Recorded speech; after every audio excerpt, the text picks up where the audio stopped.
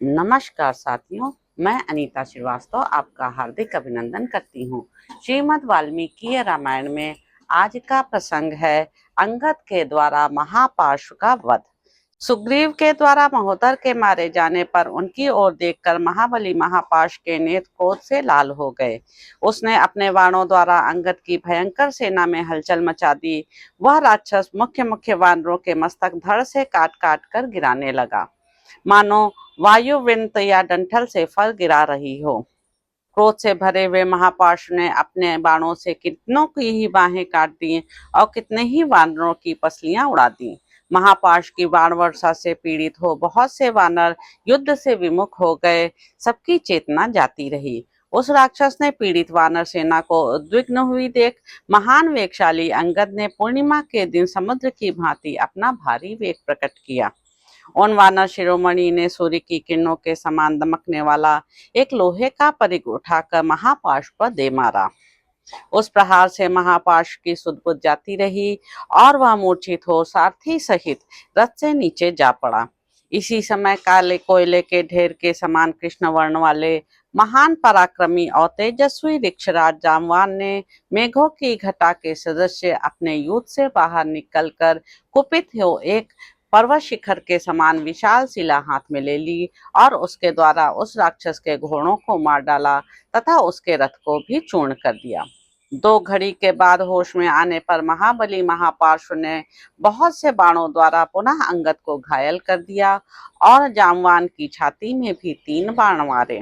इतना ही नहीं, उसने रीछों के राजा गवाक्ष को भी बहुत से बाणों द्वारा छत विछत कर दिया। गवाक्ष और जामवान को बाणों से पीड़ित देख अंगद के क्रोध की सीमा न रही। उन्होंने भयंकर परिघ हाथ में ले लिया। उनका वह परिघ सूर्य की किरणों के समान अपनी प्रभा बिखेर रहा था। वाली पुत्र अंगद के नेत्र क्रोध से लाल हो उठे थे।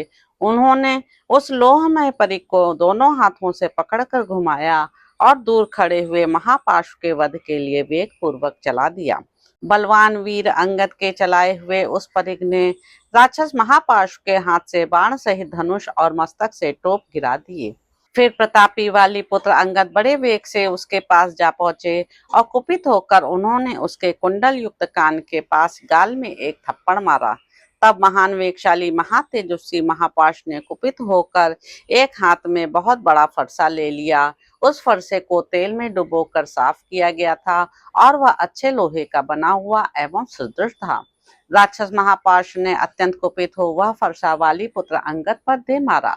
उसने अंगद के बाएं कंधे पर बड़े वेग से उस फरसे का प्रहार किया था, परंतु रोष से भरे हुए अंगद ने कतराकर अपने को बचा लिया और उस फरसे को व्यर्थ कर दिया।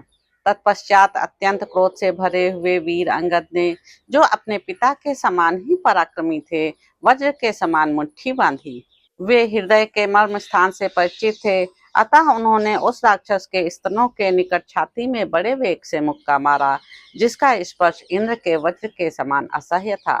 उनका वह घूंसा लगते ही उस महासमर में राक्षस महापार्श्व का हृदय फट गया और वह मरकर पृथ्वी पर गिर पड़ा।